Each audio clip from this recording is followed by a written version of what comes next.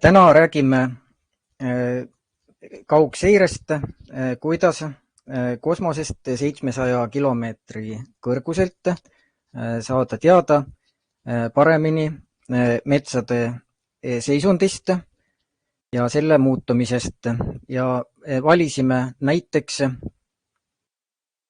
piirkonna Eestist, täpsemalt Kagu-Eestist, mis on Munamägi, Eesti kõrgeim tipp ja selle ümbrus. Kõigepealt, kui rääkida avaandmetest, siis Eestis on Majandus- ja Kommunikatsiooniministeeriumi poolt rajatud avaandmete teabevärav ja sellest leiab väga rikkaliku valiku erinevaid andmeid alates planeeringutest kuni lõpetades keskkonnaseisundi monitoorimisega. Ja kaugseire ja kosmoseteemalised andmed on kirjeldatud ka avaandmete teabeväravas ja täna me siis vaatamegi lühidalt kaugseire kosmoseandmeid ja veel täpsemalt Maa-ametis tegutseva kaugseire rakenduse Satiladu näitel. Ja nüüd praeguses kaardivaates me näeme Lõuna-Eesti kuppelmaastikku Rõuge lähistel. Ja oluline on tähele panna, et kuupäeva saame valida terve 7 aasta ulatuses, mis meil on Eesti ala kohta kogunenud Sentinel-2 andmete arhiivi. Ja praegu valisime siis näidisolukorraks möödunud suve augusti lõpu kuupäeva. Ja nüüd, kui lühidalt rääkida võimalustest, mida selle rakendusega on võimalik teha, siis on olemas siin abinupp ja siin on kirjeldatud menüüde sisu ära. Ja nüüd vaatamegi siis metsanduslike andmete seisukohalt, mida on selle piirkonna kohta öelda satelliidi andmetel. Praegu on meil siis kaugem vaade, nüüd natukene lähem ja värviskeem, mida me hetkel kasutame, on kõige harilikum fotoaparaatide puhul igaühele tuttav RGB ehk naturaalvärvid. Ja kuna meil on nüüd sellesama Munamäe kohta ka värskelt ühiskonnas teada juhtum, kuidas sinna on sattunud kuuse-kooreüraskid tegutsema, siis juba ka praegusel naturaalvärvide pildil on ka näha siis 3 üraskikollet. Siin, siin ja siin. Ja see on 29. august, eelmine suvi on hetkel ka kõige viimane selline suvine ilma pilvedeta pilt. Aga nüüd vaatame neid võimalusi natukene lähemalt. Kõigepealt selleks, et uurida siis konkreetselt metsamassiivide seisundit, selleks on meil olemas Eesti topograafia andmekogu järgi loodud avaandmete kiht, mille nimi on niinimetatud metsamask. Ja see andmekiht aitab meil välja eraldada neid piirkondi maastikul, mis on siis Eesti topograafia andmekogu definitsiooni järgi loetud metsaks. Täpsemalt see definitsioon on iseloomustab metsamaad ehk et Maa-amet kui Eesti topograafia andmekogu pidaja ei tegele selle lisatööga, kui kõrge mets selle peal kasvab. Aga see andmekiht on just nimelt väärtuslik, et hinnata metsa erinevaid arengustaadiumeid alates noorendikust kuni siis näiteks 200-aastase metsani välja. Ja nüüd edaspidi kasutamegi siis seda metsamaski selleks, et ebavajalik info, mida me täna ei käsitle, näiteks nagu veekogud ja põllundusmaad, et see info meid praegu ei segaks. Ja kõigepealt, kui nüüd rääkida nendest spektri võimalustest, mida siis on võimalik Sentinel-2 andmetest saada, siis tuleb alustada nendest avaandmetoodetest, mis olid Eestis kättesaadavad juba üksjagu aastaid tagasi. Ja siin on võib-olla ühiskonnas kõige rohkem kasutatavam niinimetatud ortofoto või tänapäevast sõnade järgi ortokujutis, aga jääme ortofoto juurde, kuna see on rohkem harjunud inimesed sellega. Ja ortofotosid loob Eestis Maa-amet ja need kaardistuslennud toimuvad 4-aastase tsükliga, nii kevade kui suve jaoks. Aga nüüd, mis puudutab metsandust, siis on tegelikult paljuski tähtsad just suvised lennud. Ja see, et on tsükkel 4 aastat, tähendabki, et väga kiiret ajaliste muutuste jälgimist sellest andmestikust ei saa, küll aga ruumiliselt väga täpset olukorra kaardistamist iga 4 aasta järel, sellepärast et maapinnal nende andmete lahutus on 50 sentimeetrit või juba parem tänapäeval. Ja nüüd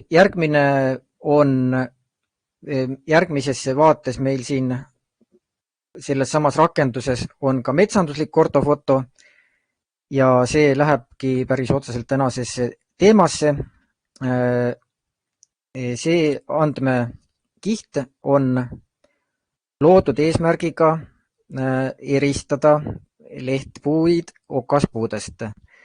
Liikide eristamisest on siin, seda oleks palju lubatud, aga selle andmekihi loogika seisneb infrapunase kiirguse kanali kasutamises, mida inimese silm ei näe. Ja tänu sellele me näemegi, kui meil praegu siin on siis suur Munamägi näidiseks võetud, et keskosas ja lääneosas ongi meil valdavalt kuused ning lehtpuud jäävad siis pigem põhja ja ida serva. Nagu öeldud, siis kuuskete puhul need kahjustused täheldati viimastel aastatel, aga nendeni ma jõuan ettekande lõpus, millised need välja näevad. Ja nüüd järgmine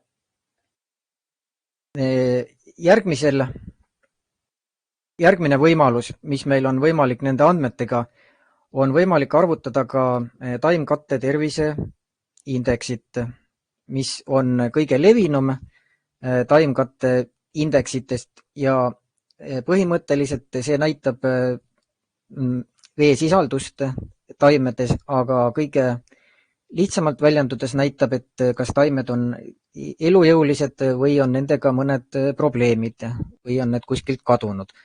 Ja siin praegusel juhul, kuna see taimkatte indeks on nüüd samuti koostatud ortofotode põhjal, siis on see samuti selline väga ruumiliselt täpne maakonna kaardistamine, millega võiks ka näiteks just nimelt üraski puud leida üles 50 sentimeetri täpsusega, aga selle andmekihi miinus ongi nagu kõikidel kaardistuslendude puhul, et see uuenemine toimub iga 4 aasta tagant.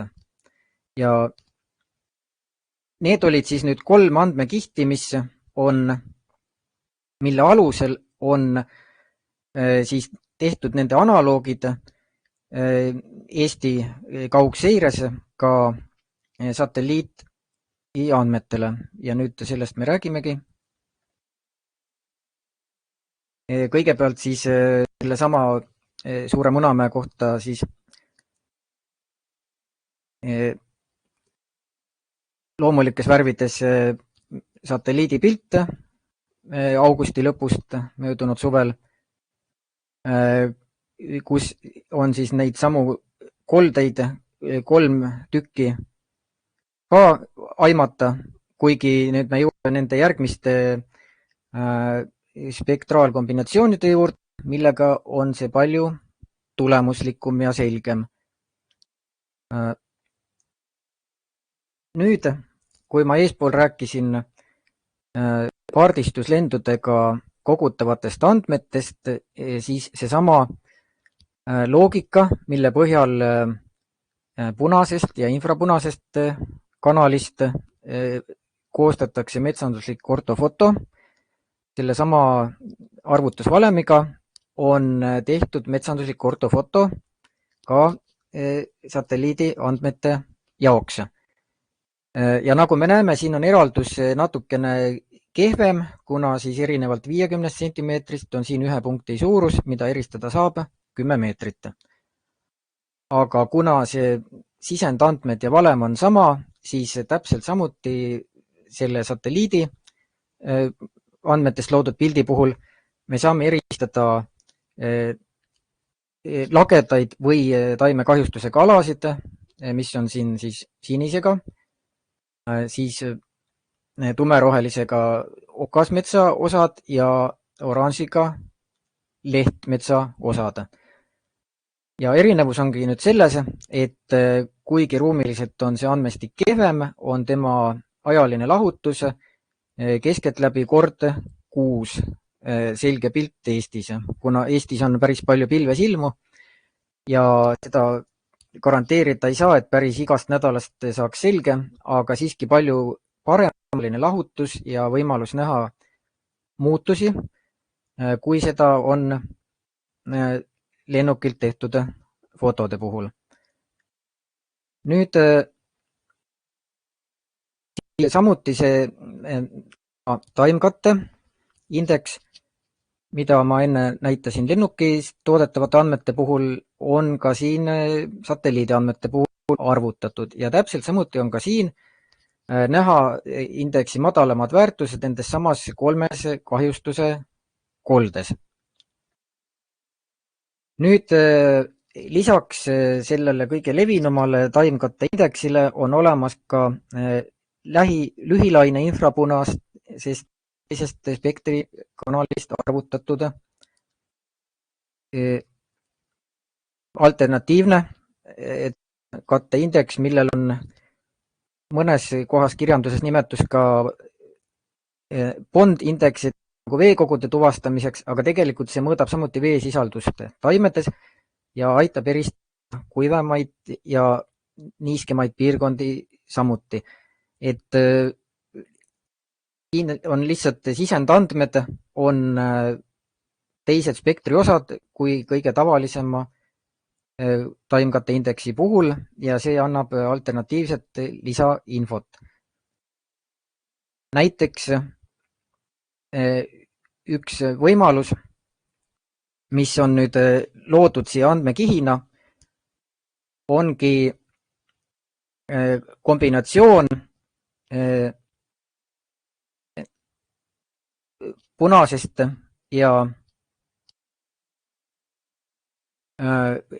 punasest infrapunasest ja tavalisest timekatte indeksist.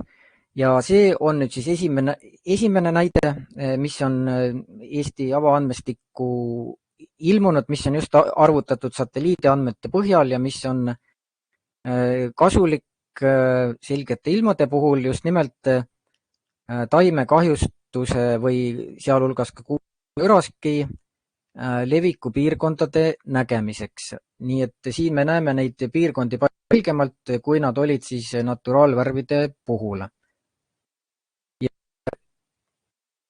Veel toon esile ühe kombinatsiooni, mis on nii lühilaine infrapunast kui ka infrapuna spektri osast mõlemast kokku liidetud värvist ja see on täpselt samuti just nimelt selliste anomaaliate leidmiseks metsapiirkondades. Täpselt on näha need samad kahjustuste kohad ja samuti ka siin lõunapoolsel osal. Nüüd, kui rääkida võimalustest ise neid erinevaid spektriosi kombineerida enda vajaduste jaoks või mingi nähtuse looduses, siis on praegu näha näide, kus on loodud uus värviskeem punasest, lähiinfrapunast ja punasest ja see on samuti loodud siin näidiseks, kuidas on võimalik neid kahjustuste ja anomaaliate piirkondi oma soovile vastavalt seda algoritmi luua. Et siin me räägime võimalikult lihtsate aritmeetiliste tehetega põhinevastest algoritmidest, me ei räägi siin süvanärvivõrkudest, mis on täiesti teine teema ja nõuab oluliselt teistsugust taristut. Et siin me räägime just nimelt võimalikult lihtsate ja korratavate valemitega leida üles satelliidiandmetest nähtusi. Ja nüüd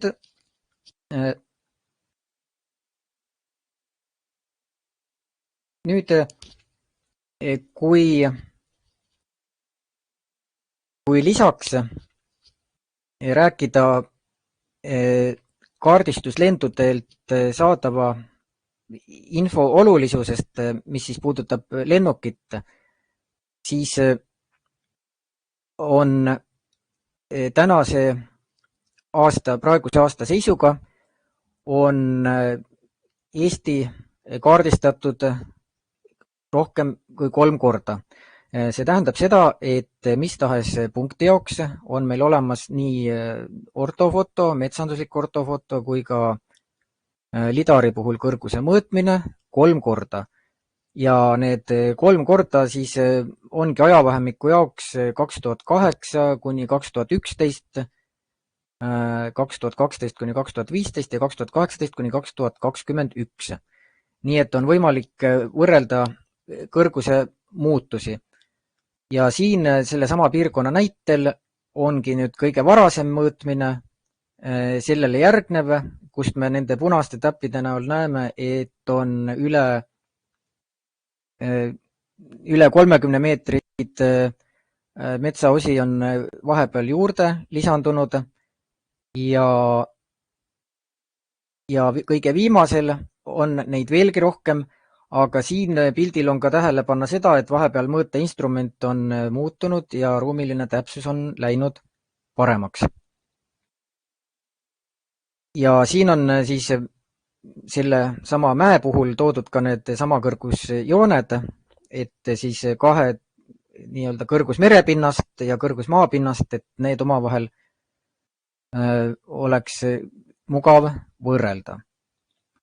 Nüüd, kui ma eespool rääkisin 3 kõrguse mõõtmisest, mis on iga Eesti punkti jaoks tehtud, tegelikult need 3 on tehtud ka kevadel, nii et kokku 6 mõõtmist, aga jah, praegu jääme suviste andmete juurde, siis on nüüd samuti lisandunud avaandmekiht, mis kasutab ära neid 3 kõrguse mõõtmist ja nüüd, kuna meil on nii ekspertide kui teiste huviliste seas tihti tekitanud küsimusi metsa või metsamaa definitsioon ja kui ma eespool rääkisin Eesti topograafia andmekogu definitsioonist, siis on võimalik üks alternatiivne definitsioon veel, mis baseerub puhtalt kõrguse mõõtmistel ja mis näitab ära, kas 12 aasta jooksul, alates siis 2008 kuni 2020, kas antud punktis on kunagi ületatud kõrgus 10 meetrit. Ja see näiteks vastab Rahvusvahelise Looduskaitseorganisatsiooni sellele definitsiooni osale, et millises piirkonnas on mets üldse võimeline kasvama kõrgemaks kui 10 meetrit. Nii et praegu on siis selle kihiga mul välja filtreeritud siin Suurel Munamäel siis need piirkonnad, kus vähemalt korra 12 aasta jooksul on ületatud kõrgus 10 meetrit. Nüüd, kuna me suvistest satelliidipiltidest juba rääkisime, siis lühidalt ka talvistest andmetest.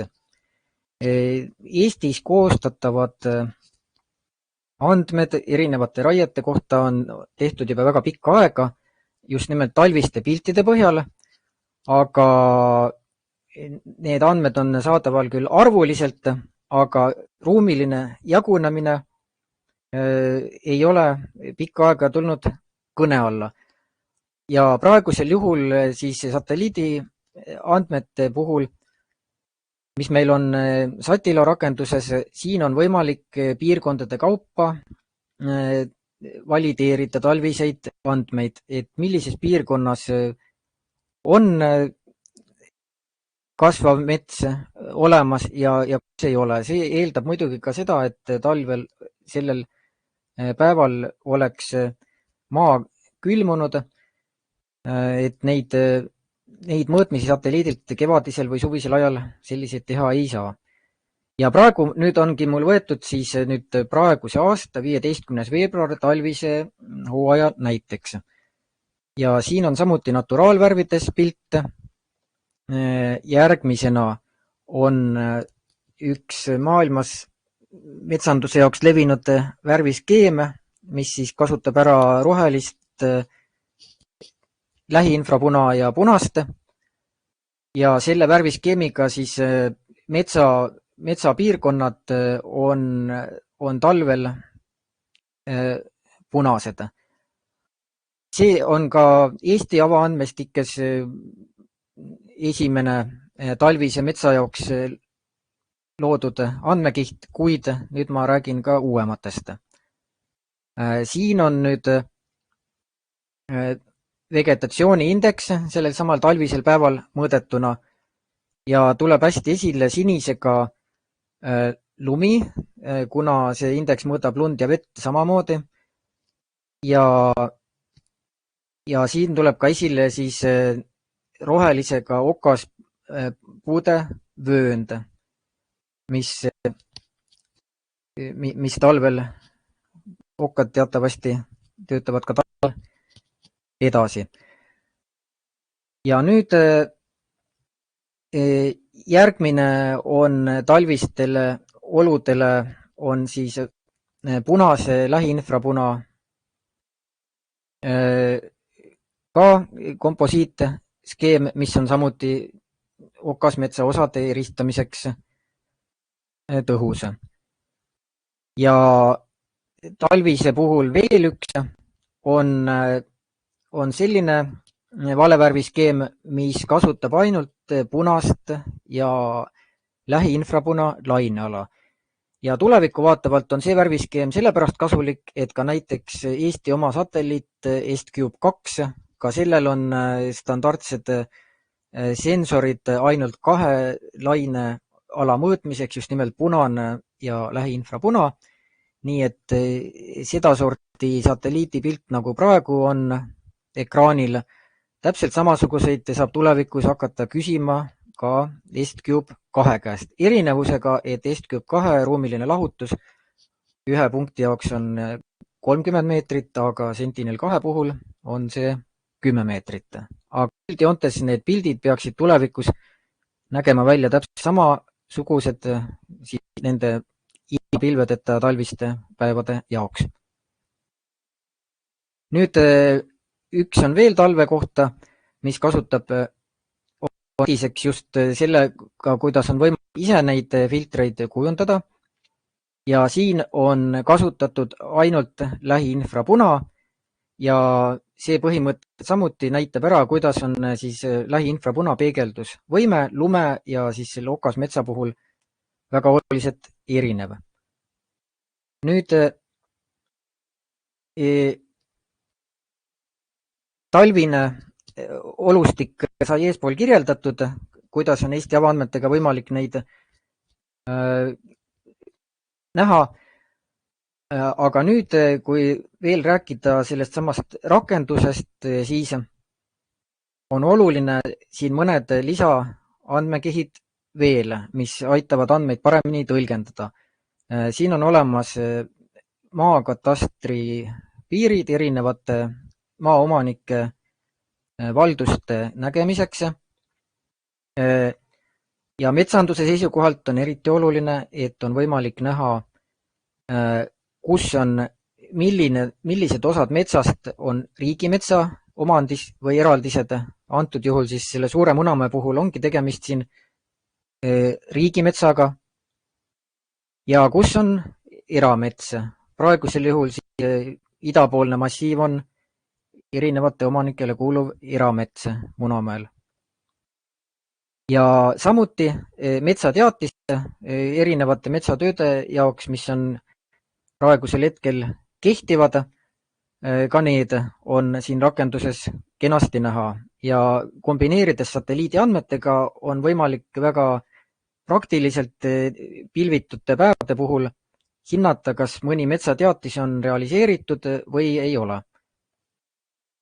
Ja nüüd samuti kõrguse andmed sellesama mäe kohta.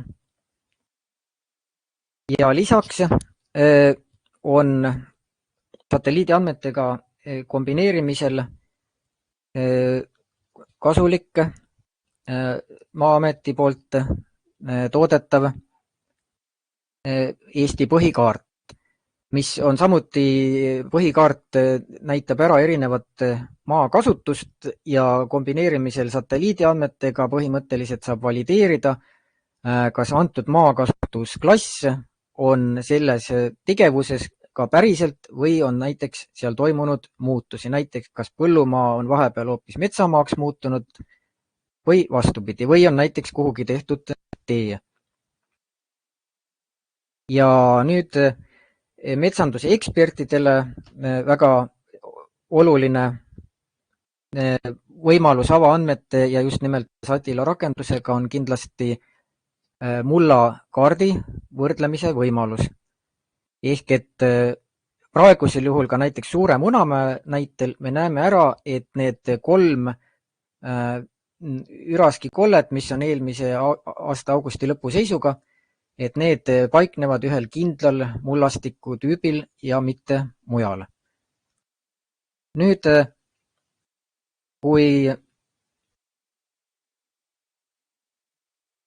kui rääkida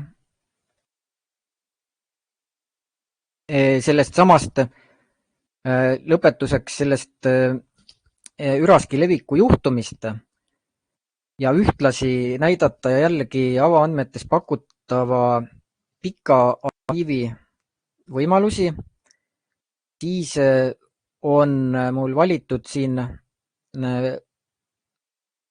ilma pilvedeta kuupäevadest aegrida, kus on näha, millal võis hakata see kolle seal piirkonnas levima. Sest nagu ma mainisin, siis ortofotod on loodud 4-aastase tsükliga ja nendelt ei ole võimalik muutumise aega täpsemini kui 4 aastat näha. Ja näiteks ongi nüüd siin praegu esimene selle piirkonna oma on 2015. aasta august. Siin on näha, et Suurel Munamäel on kõik korras. Vähemalt puu, mis puudutab siis nende kuuskede latvu, kuna siis maapinna ligidale optiline satelliit ei näe. Nüüd järgmine hetk on meil 2020. aasta august ja ka siin ei ole veel väga olulisi muutusi täheldada. Nüüd on meil 21. aasta juuli. Siin võib juba aimata nende samade kollete tekkimise algust, esimene, teine ja kolmas. Ja 22. aasta juuni on nüüd see kuupäev, kus on need oluliselt esile tulnud kaks suuremat üraski kollet. Ja nüüd on meil seesama juuni lõpp 22. aastal 20. juuli, kus siis see esimene kolle on veelgi rohkem laienenud. Ja siis praegu viimane, mis on möödunud suvest, on siis seesama 29. august ja siin ongi näha siis neli kollet ja ka siin kaguservas üks. Ja nüüd selle näitega ma siis praeguse ettekande lõpetaksingi, et kui on küsimusi, siis võin vastata neile.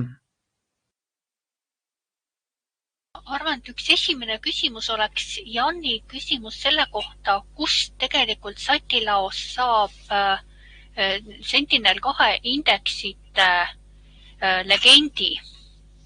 Ma mäletan ka, et see oli kuskilt keeruline otsimine, äkki sa seletaksid praegu lahti? Selle ma saan vastata hästi lühidalt praegu ära, et see on mõnes dokumendis tõesti kirjeldatud, kuid hetkel on see asi jäänud lisaarendust ootama ja põhimõtteliselt kindlasti kui kirjutada aadressi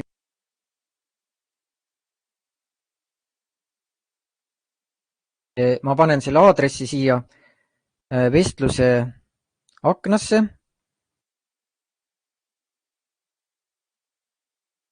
Kas oli äkki Satilao avalehel tegelikult, kui ma nüüd õigesti mäletan, võimalik leida nende indeksite nimed lahti seletatuna?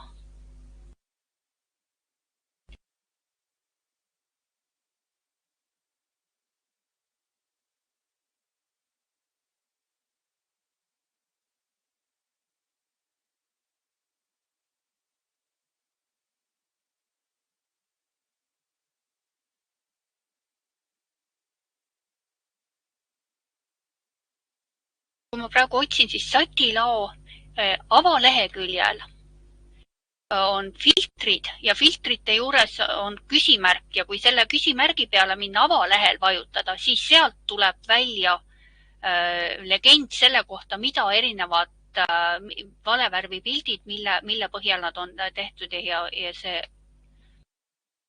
legendi leiab filtrite juurest küsimärgi alt Satilao avalehelt. Ja ma praegu nüüd täiendaksin veel omalt poolt, et ma kirjutasin siia vestlusse ühe siis toe meili aadressi ja põhimõtteliselt, et kuna on see arendus juba siin mõnda aega tagasi algatatud, siis lisaks on tegelikult ka plaanitud siinsamas rakenduses, kui praegu on siin üleval paremal servas näha seesama nupp, millega saab neid filtreid ise luua, siis just nimelt täpselt siia on tegelikult juba nii mõndagi aega plaanitud sama selgitav aken siis nende samade filtrite jaoks. Aga ütleme jah, et täna ma katsin praegu ära selle teema, et just nimelt siis nii talvisel kui suvisel perioodil, et millised filtrid on kasulikud siis metsa erinevate häiringute ja nägemiseks.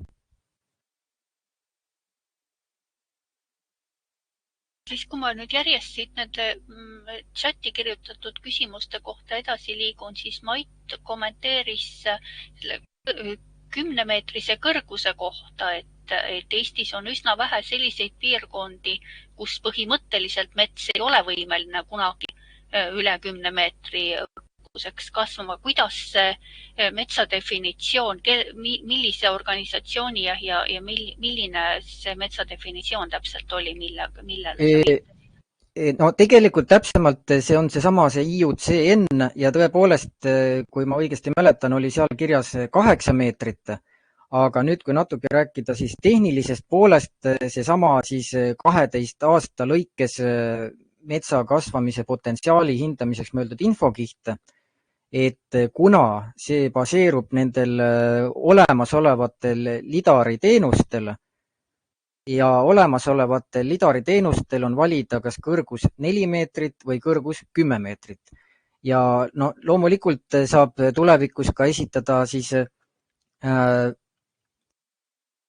soovi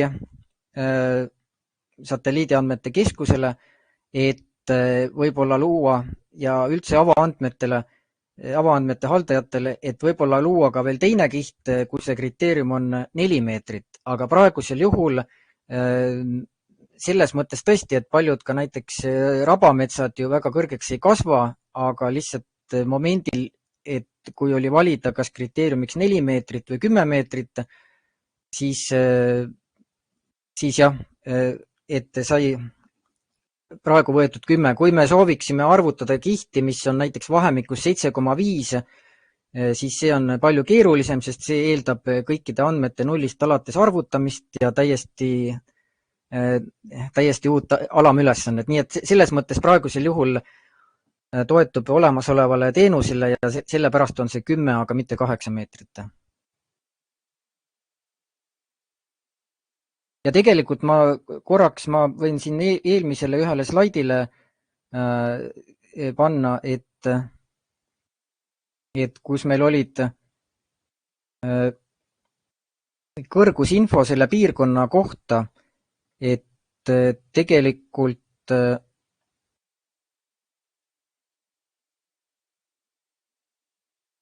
tegelikult nagu me siin näeme, kõrguse mõõtmine ajavahemikus 18 kuni 21. aasta, et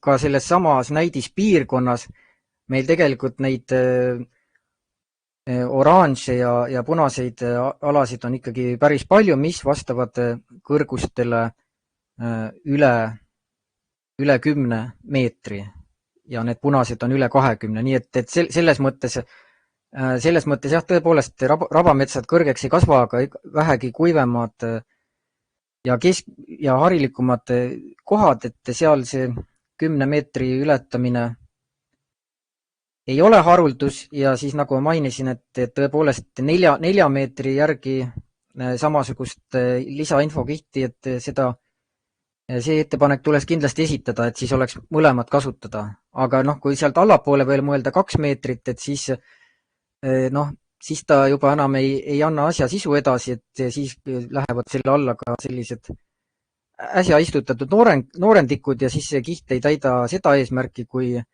püstitavad inimesed küsimuse, et millises piirkonnas on olnud pikemat aega mets ja kus on see alles hiljuti loodud.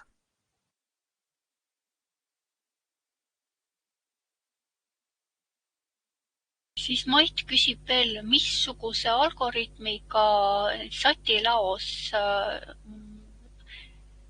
andmeid on pakitud, kas need on JPG pildid? No selles mõttes, et alusandmed, mida tegelikult ka saab toorena siis leheküljel alla laadida mõnedele väga nõudlikele inimestele, kellel seda võiks vaja minna, siis tegelikult jah, toorandmed on tegelikult täpsemalt, toorandmed on küll pakitud kadude vabalt, aga mis puudutab seda päringu võimalust, siis siinsamas rakenduses ja ka näiteks siis GIS-tarkvaras on tegelikult võimalik pärida nii selles JP koormingus kui ka siis selles PNG vormingus, nii et selles mõttes, et pärida saab erinevalt, aga nii-öelda need alusandmed on ikkagi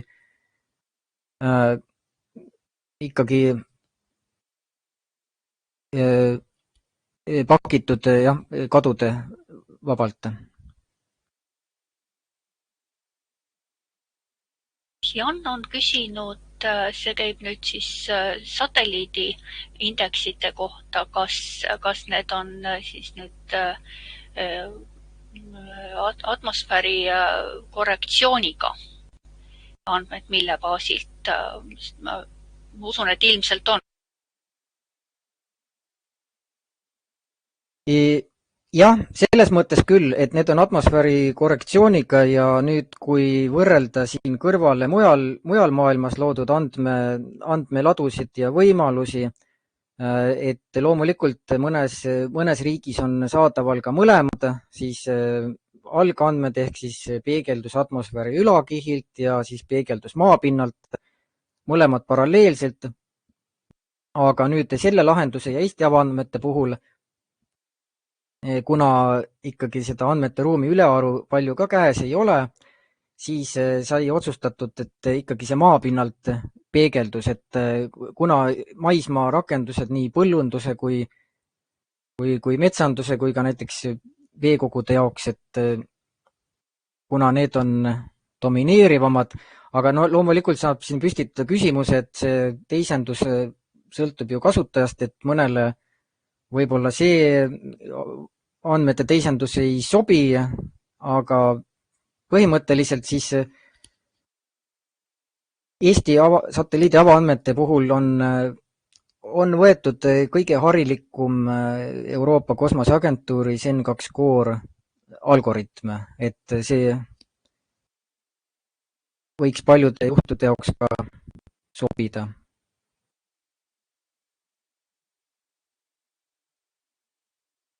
See tundub väga mõistlik, eriti kui arvestada, et satilao eesmärk on visualiseerivaid pilte luua. Just selle jaoks, et arvutamise jaoks kaardipäringut teha on Esthubil teised võimalused olemas. Kas on veel küsimusi?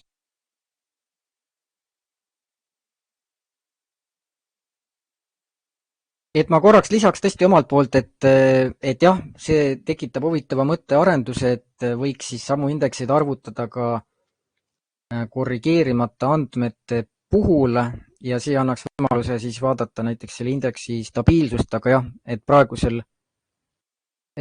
juhul ei saa seda erinevatel põhjustel teha, põhiliselt nagu andmeruumi kokkuhoiu eesmärgil on kasutatav jah, üks ehk siis jah, maapinna peegeldusega andmed.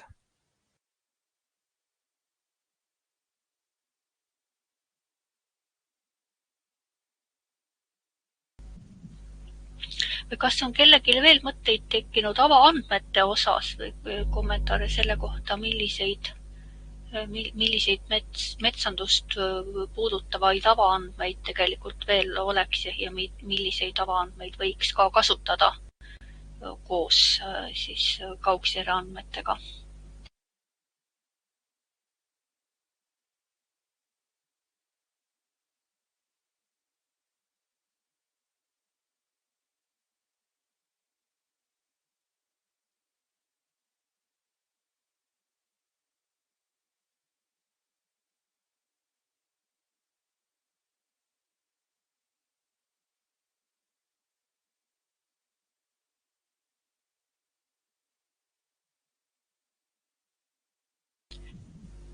Ja Martin, kas sa oskad rääkida tehnilise poole pealt, kui keeruline oleks näiteks metsaregistri andmestiku? Selles mõttes, et siin ei ole küll jah täielikku andmestikku, aga nagu ma eespool juba näitasin, et tegelikult osaliselt need andmed on siin juba olemas. See, mis on näiteks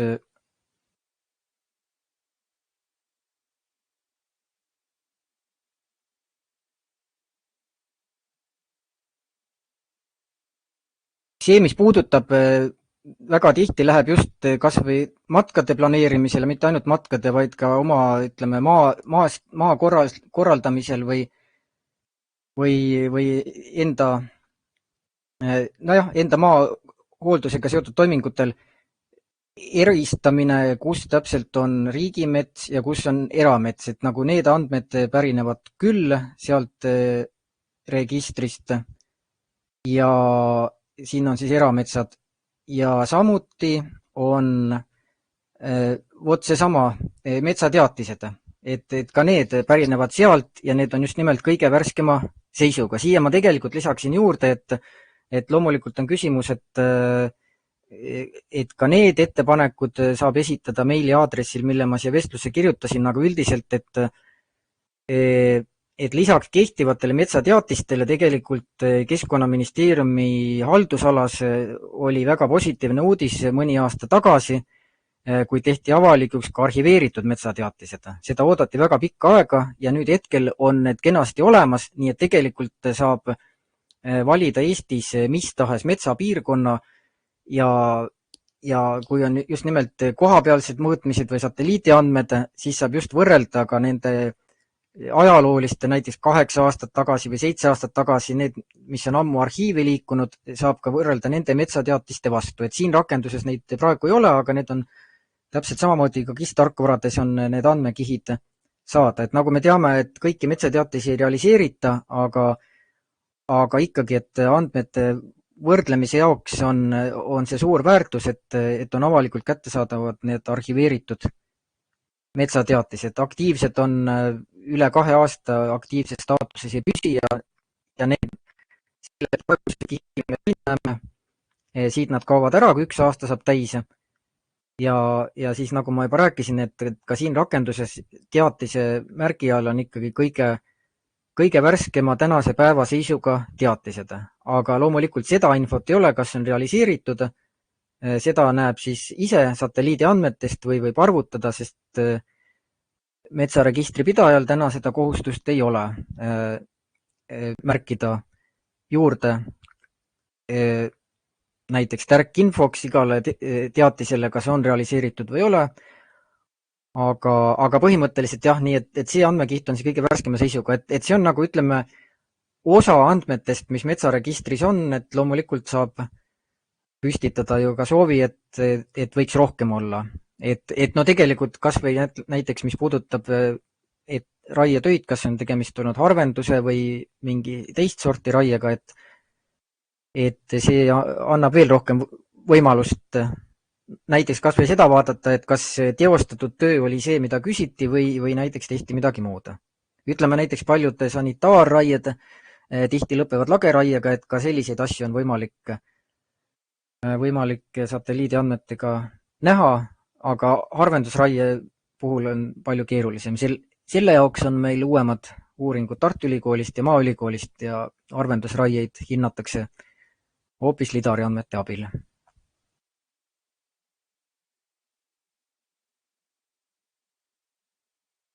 Loodan, et äkki Mait Lang kommenteeriks ka chatis Leo küsimusi.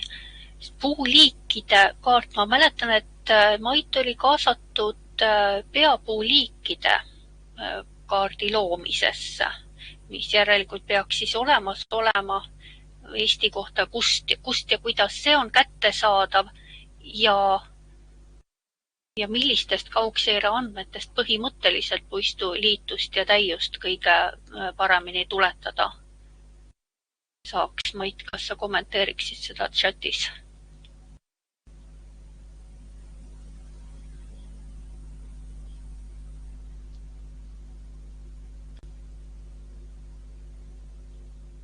Ma võin ise lühida vastuse või kiire vastuse anda, mis puudutab siis seda võrade liitust, kui selles on küsimus, et mitu protsenti see on. Siis sellel teemal on mul siin pool aastat tagasi olnud jutuajamisi Eesti lidari ekspertidega ja põhimõtteliselt, et kui meil on olemas lidari andmetest toodetud kõrguskiht iga 4 aasta jaoks, siis nendest samadest andmetest tegelikult saab arvutada ka liitust ja Eestis on praegu seis selline, et eksperdid seda liitust lidari andmetest arvutavad oma jaoks ja käsitsi, et ei ole sellist kihti loodud nii nagu kõrguste jaoks, et mis oleks automaatselt toodetav ja kõigile kättesaadav. Nii et see on samuti eraldi ettepaneku koht, aga tänase päeva seis on jah selline, et tooretest lidari andmetest huvilised arvutavad seda liitust ise käsitsi.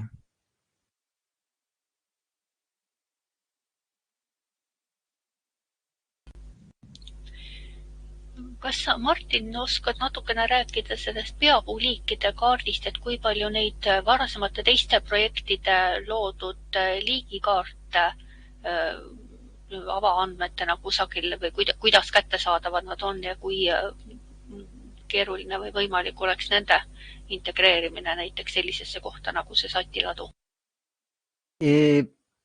Põhimõtteliselt seda ma ei ole avaandmeid ka Keskkonnaministeeriumi haldusalas on tegelikult mitusada kihti ja neid ma täna tutvustada ei jõudnud, et põhimõtteliselt peapuuliikidest on küsimus, siis need tegelikult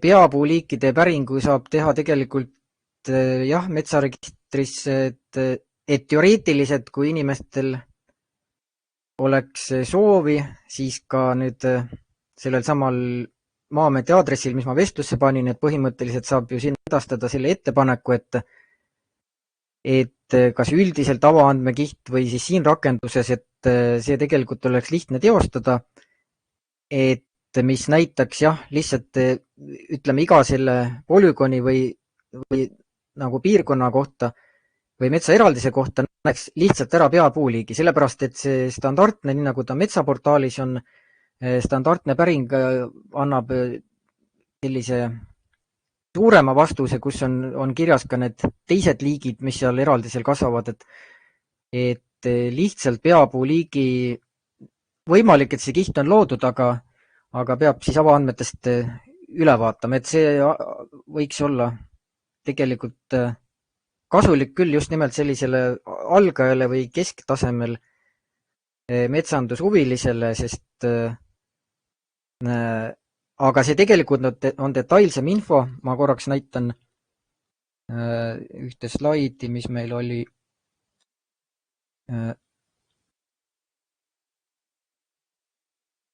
nii, et siin slaidil on meil siis lennuki pealt mõõdetud seesama metsanduslik värviskeem, et põhimõtteliselt, kuidas nüüd see haakub peapuuliigi teemaga, siis see, mida saab nii kaugseire kui siis lennuki andmeid lihtsalt arvutada, on see eristus, et kas on okkaline või leheline puu.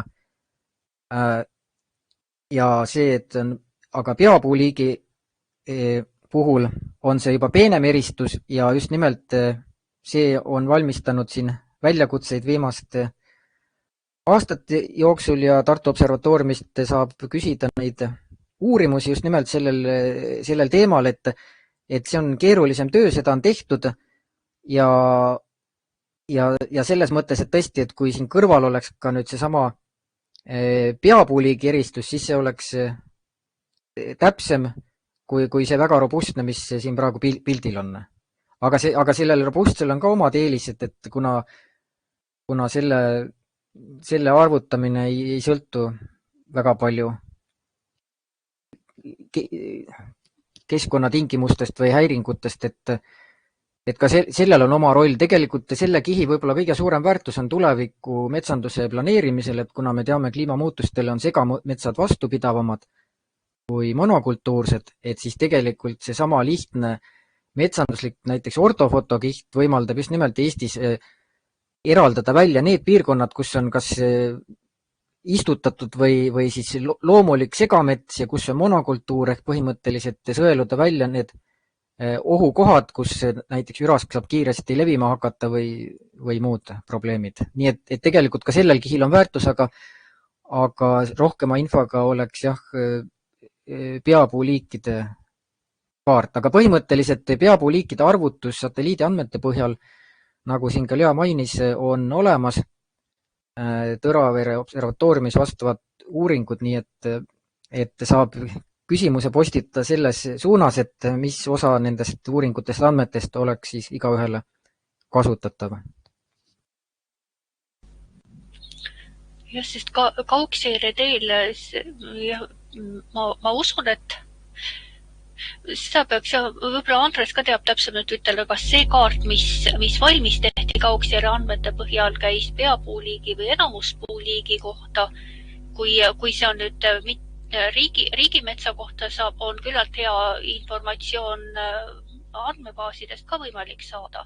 Aga satelliidi pealt on ju võimalik saada andmeid kõigi puistute kohta ülevaatena, aga igasugune liigi tuvastamine satelliidi andmete pealt on ikkagi teatava veaga niiviisi, et osa enam põhipuuliikisid tuleb sealt eristub usaldusväärsemalt ja osa eristuvad nii, et seal võib olla tegelikult mingi teine liik, eriti kui on tegemist Eestis üldiselt haruldasemate liikidega, vähem levinud liikidega, kus seetõttu see käib ikkagi massmeetoditega sel juhul ja kus siis lihtsalt masinõppe treeningmaterjali on vähem võimalik põhimõtteliselt leida. Aga et seda on tehtud ja minu arvates see kaart ei ole nii levinult kättesaadav just niisuguste võrdluskihtide juures ja ma ei ole päris kindel, mis põhjusel seda puuliikide kaarti levitatakse kuidagi kaugseire satelliidi andmete põhjal masinaõppemeetoditega loodud ma ei ole ka kindel, kas see oli pea- või enamuspuuliigi kaart. Aga et selline asi on tehtud. Siin võib natukene analoogia tuua ka siis põllumajanduslike uuringutega, et tegelikult siin mõni aasta tagasi ka Eestis tuntud ettevõtte Kapaseta tutvustas ka uuringut just nimelt masinõppega, kui nad proovisid põllukultuure eristada ja mis sellest tuvastamise usaldusväärsuse tabelist, mis seal selle tabeli põhisõnum oli see, et kaugseirest eristada põllunduslikke monokultuure, näiteks nisu või rukkis või sedasorti külve on suhteliselt usaldusväärne, oli kusagil 80–90% täpsuse, aga näiteks sellised ulatuslikud maasikapõllud või hernepõllud, et mis on natuke teistsuguse, ütleks siis nagu nii-öelda ruumilise struktuuriga, seal jäi see tuvastamise täpsus kusagil 50–60% kanti, nii et tegelikult sama ruumilise struktuuri nüansid tõenäoliselt mängivad ka metsade puhul täpselt samamoodi, et just nimelt on mõned kindlad kultuurid, millel see tuvastamise täpsus on hea ja teistel on ta siis selline kehv.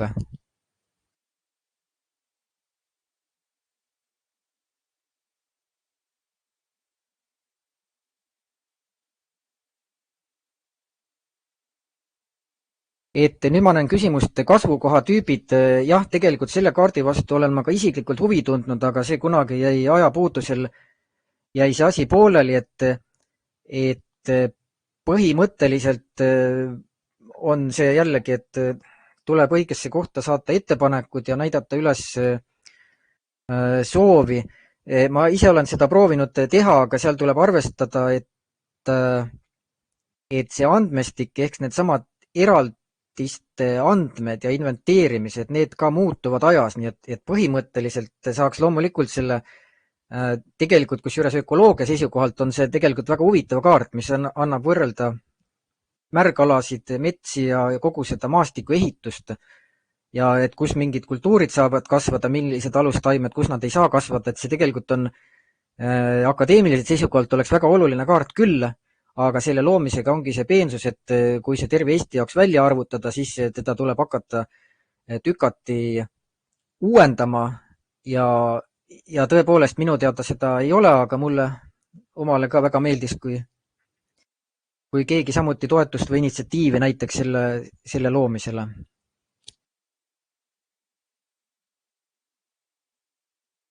Ettepanekud, minu ettekandja kontaktid on loomulikult ka kättesaadavad, aga ütleme, et mis puudutab seda kasvukohatüüpide kaardikihi loomist, kõige rohkem tegeleb sellega tegelikult Keskkonnaagentuur ja siis samuti ma kirjutasin nüüd selle rakenduse kontaktaadressi ka siia vestlusse varasemalt, et tegelikult mõlemasse võiks selle soovi saata.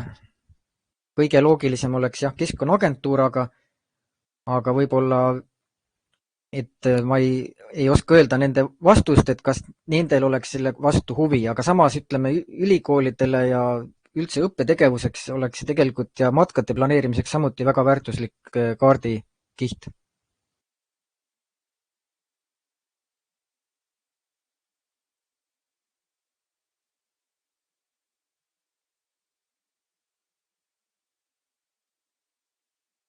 Seda on vist jah, nende riigiametite kohta.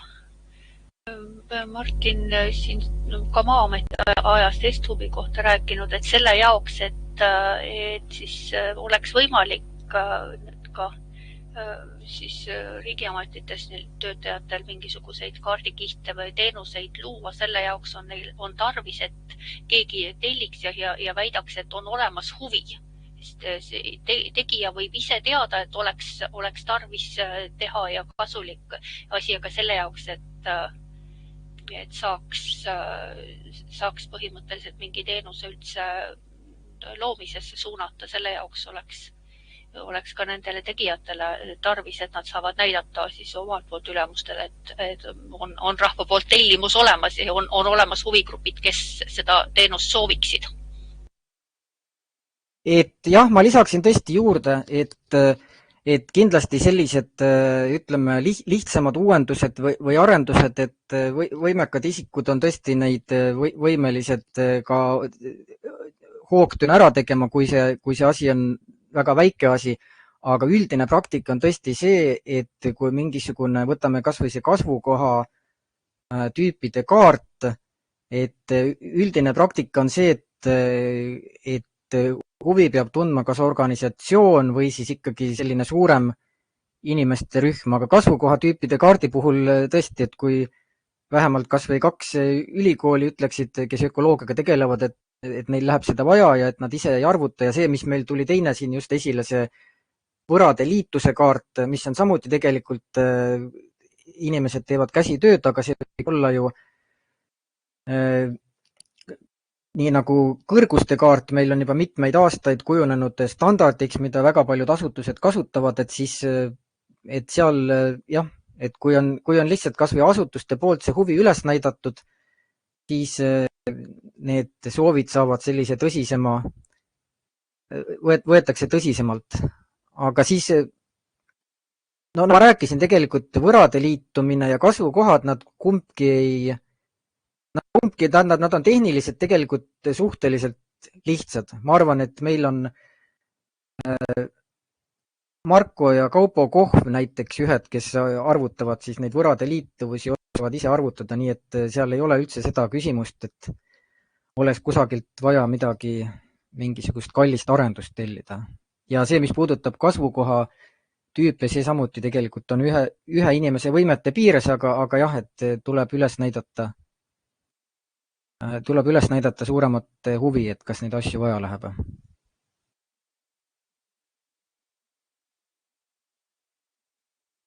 Kas sa, Martin, ise oleksid huvitatud üraskirüüst kiirest analüüsist või kas siin keegi?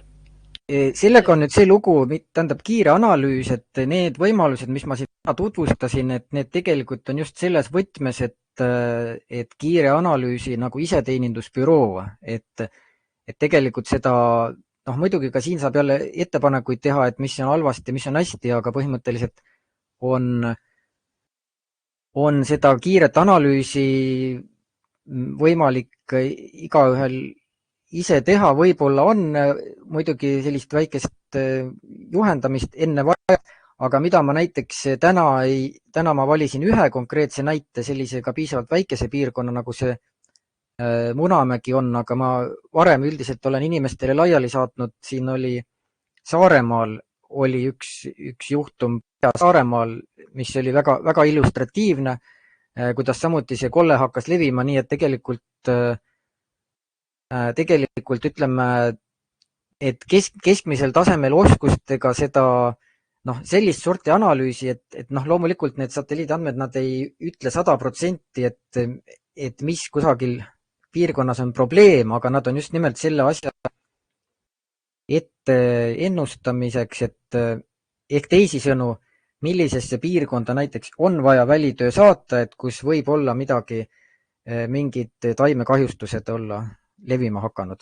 Ja üraskite puhul ma muidugi lisan selle nüansi ka juurde, et kindlasti tasub uurida muid võimalusi ja kas või kohapealseid inimesi kaasata rohkem andmekorjesse, sellepärast et tegelikult siis, kui juba siis kosmosest ja lennukilt hakkavad need kolded paistma, siis tegelikult on see probleem juba varem alguse saanud puude madalamatest osadest, et tegelikult ka need satelliidiandmed, nad näitavad ikkagi teatud hilinemisega, et kusagil on probleem ja tegelikult väga lihtne ennetusmeede üraskite jaoks on loomulikult rakendada seda, et metsaeraldiste lõunapoolsetel osadel oleks raied välditud, see on üks väga lihtne meetod, mis varasematel aegadel on töötanud, aga või ehk teisisõnu, et tegelikult saab ennustada just nimelt eraldist lõunapoolsetel külgedel, kus on tehtud raieid, et need tegelikult on suuremad üraskiohupiirkonnad.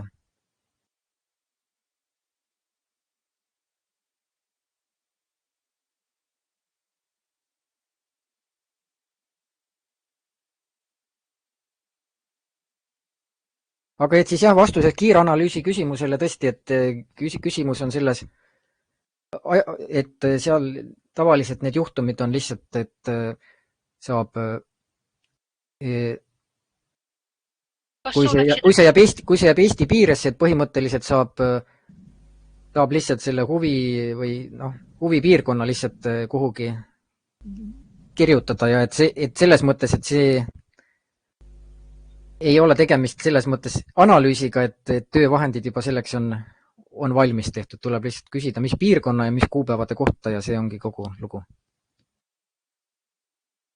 Kas sa, Martin, äkki annaksid siia chati oma e-maili ka veel kontaktiks, kes soovib täpsustada või rohkem teada saada? Jah, ma kirjutan selle ka, just täpselt.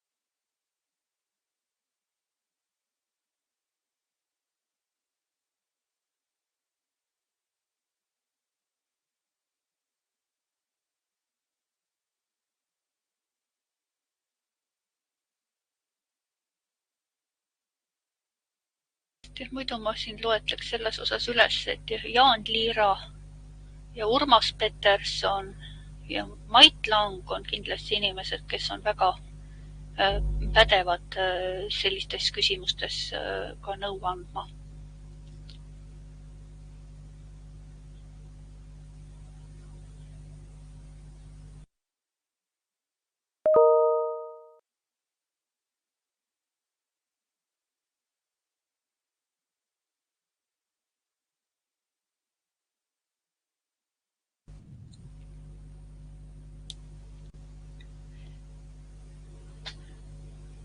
Kas oleks kellelgi veel küsimusi?